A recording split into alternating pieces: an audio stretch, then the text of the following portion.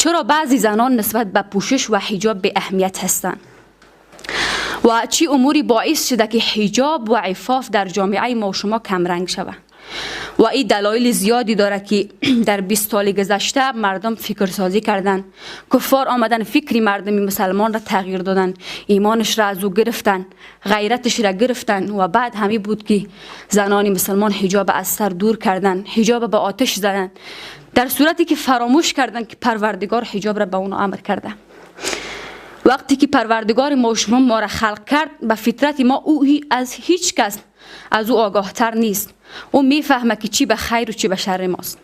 وقتی میگه زنی مسلمان حجاب بکنه، پس نمیفهمه که پروردگار او را خلق کرده و مطابق فطرتش به او دستور میده.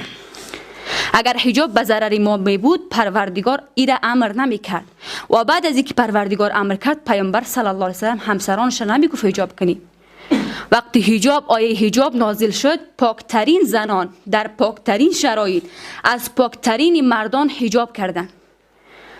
بانوی ما، مادر ما عایشه رضی الله تعالی عنها از بهترین مردان مانند عمر، ابوبکر و عثمان رضی الله عنهم اجمعین حجاب کردند. پس در شرایط امروزی که فساد به اوج خود رسیده، از هر طرف زن مسلمان مورد حمله قرار میگیره، عقیدش مورد حمله قرار میگیره، ایمانش مورد حمله قرار میگیره و حجابش مورد حمله قرار میگیره. پس چرا در این شرایط ما حجاب نکنیم؟ وقتی که پیامبر صلی الله علیه و سلم اشاره میکنه که من احا سنتی عند فساد امتی فله اجر 100 شهید، وقتی کسی که سنتی مرا در زمان فساد امتم زنده میکنه، ثوابی 100 شهید برای او میرسه. وقتی که شعار از حجاب میتی، زنانی ما با خنده به طرفت میگن در زمان سابق زندگی میکنه. ببینین گپ از کجا میزنه، سخنان قدیم را به ما میگه. ببینین در قدیم حجاب نبود، انسان‌های اولیه کوشش کردند خود را با برگ‌ها بپوشانند، خواستند که عورت خود را با برگ‌ها بپوشانند، به خود لباس جور کنند. اما این انسان‌های متمدن امروزی می‌خواهند اما حجاب از خود دور کنند. امروز که انواع تیکه ها برآمده، پیشرفت در عرصه لباس سازی صورت گرفته، باز مردم می‌خواهند به قدیم بروه. اصل در قدیم حجاب نبود، بی پردگی. وقتی انسان‌ها نمی‌فهمیدند چگونه لباس بپوشند، خود را با برگ پوشانیدند. اما انسان‌های امروزی بهترین لباس‌ها را از وجود خود دور می‌کنند. پس ببینید این پس رفت هست یا حجاب کردن پس رفت هست. و اصل که ما و شما اشاره بکنیم، حجاب خودش یک شریعت، یکی از اوامر الله متعال هست که در شریعت هر کس، هم از مردان و زنان، باید تا حد و اندازه که شریعت تعیین کرده او را مراعات بکنن. و این تنها مختص به زنان نیست بلکه به مردان هم هست. همیشه ببینید الله متعال جایی که به زنان امری را میکنه، در پهلوش مردان را اشاره میکنه. حتی در سوره نور پروردگار وقتی اول اشاره میکنه چشم خود را پایین بکنین، میگه و قل للمؤمنین یغضوا من ابصارهم، با مردان مؤمن بگو که چشمان خود را فرو برن. و بعد در ادامه آیه بعد از اینکه مردان را مخاطب قرار میده، باز به زنان میگه که و قل للمؤمنات یغضضن من ابصارهن، و به زنان مؤمن بگو که چشمان خود را فرو برن. وقتی ما شعار از حجاب میدیم، باز خواهرای ما میخندن چرا اسلام یعنی به مرد در میراث حقی بیشتر داده و به زن حقی کمتر داده؟ تو بپرس که قبل از اسلام زن چی حق داشت؟ آیا اون به مثل کالا و متاع خرید و فروش نمیشد؟ این اسلام بود که آمد به او حق میراث تعیین کرد، نام او را زن نهاد، او را شیشه خطاب کرد که با شیشه ها رفتاری نیک کنید، به نرمی رفتار کنید. بعد میان نه دموکراسی حق ما را تعیین میکنه. نه خیر، آمریکا به ما حق داد، در 20 سال به ما وظیفه داد، به ما کار داد، ما را به جامعه کشانید. خود تو چنگ بر اسمان او زدی، تو در کجا قرآن را باز کردی و بخوانی ببینی که پروردگار تو را چی خطاب کرده؟ آیا همین پروردگار به نامی تو یک سوره مکمل در قرآن نازل نکرد؟ بخوانین سوره نساء. آیا کدام سوره به نام سوره رجال داریم؟ به نام مردان کدام سوره هست؟ اما یک سوره مکمل که سوره طولانی هست برای زنان نازل شد. و سوره دیگری به نام مریم، بانوی مقدس. بعد ما بیم پرسان کنیم که فلان رئیس جمهوری کشور آمریکایی به زنان قسم حق میده. اگر او حق زنان را مراعات میکنه، چرا امروزه آمار تجاوزهای جنسی بالای زنان در کشورهای غربی به حد افزایش یافته که خودشان حیران هستند که ما چه قسم جلوی امی بی‌حیایی را بگیریم؟ ببینین در فرانسه از بس که زنان در موترهای شهری و لباس ها مورد اذیت قرار میگیرند، دیگه در اون موترها سوار نمیشوند. و به او خاطر رئیس جمهور فرانسه یک جریمه را تعیین کرد که کسی که در ساعت مخصوص یعنی زنان را توهین میکنه و اونا را حرمت اونا را از بین میبره و کوشش میکنه اونا را آزار و اذیت کنه، حداقل 300 یورو جریمه میشه.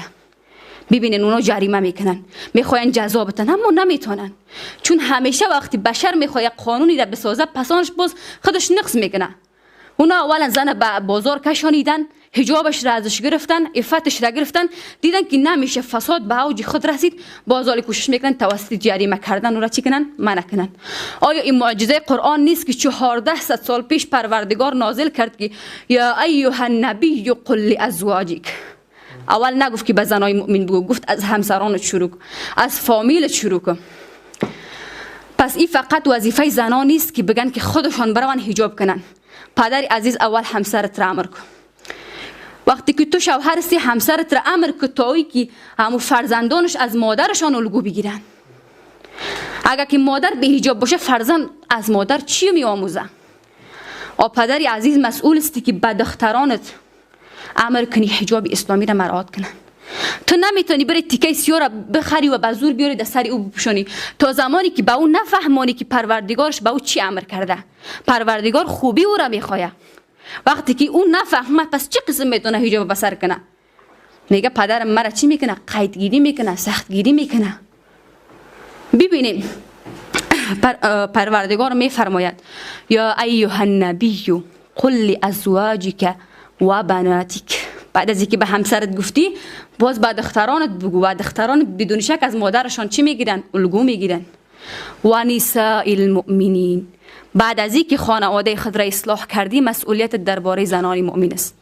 زنان مؤمن را بگو که یدنین علیهن من جلابیبهن، اونا صورت خود را با جلاب بپوشانند. ببینین وقتی بحث از حجاب میشه صورت مطرح نمیشه. صورت زن حجاب نیست. حالی اگر زن صورت خود را، زینت خود را نمایان کنه پس دیگه او حجاب او چی فایده داره؟ وقتی زیبایی صورت او را ببینن دیگه حجاب او چی معنا داره؟ یدنین علیهن من جلابیبهن ذلک ادنی ان یعرفن فلا یؤذین. این بهتر است از اینکه شناخته شوند و مورد اذیت قرار بگیرن. اگر زن شناخته نشود، چهرش پد باشه، حجاب اسلامی را مراعات کنه، والله بالله ثم تالله که هیچ کس را اذیت نمیکنه مگر کسی که بسیار پست و بیشعور باشه و از اسلام چیزی نفهمه. و در موردی که وقتی که ما شما میگیم که چرا حجاب کمرنگ شده، عفت کمرنگ شده، عوامل زیادی وجود داره و اولین عاملش بحران سازی های متعدد دشمن هست. یعنی در 20 سال گذشته ببینین اگر ما شما تمام افغانستان را زیر و رو کنیم یک زنی مفسری واقعی پیدا نمیکنیم. چیزی زنی از زنای ما به بهترین وجه زینت خود را نمایان میکنن در رسانه ها. فلان زن این قسمی گپ زد، نمیگن کی از قرآن گپ زد. والله که ده همین سالهای گذشته اگر در یک مجلسی ما حضور میافتیم کسی از قرآن گپ میزد گوش نمیگرفت مردم. یعنی چقدر جای خجالتی است که ما شما وقتی که سخن قرآن را مردم میشنید هیچ توجه نمیکرد و اصلا گوش هم نمیگرفتن که میگفتن خیمی همیشه آفتن یک دعایه را میخوانن خلاص. و حتی آیات پروردگار توسط همین کلان ها مورد استهزاء قرار میگرفت. از او فکاهی جور میکردن، باز خنده میکردن، از نام عالم و ملا میشینن به ما شما فکاهی جور میکنن. یعنی ایست حقوق اسلام بالای ما شما و ما میخندیم. و دیگه هم برگزیدن الگوهای نامناسب فرهنگی.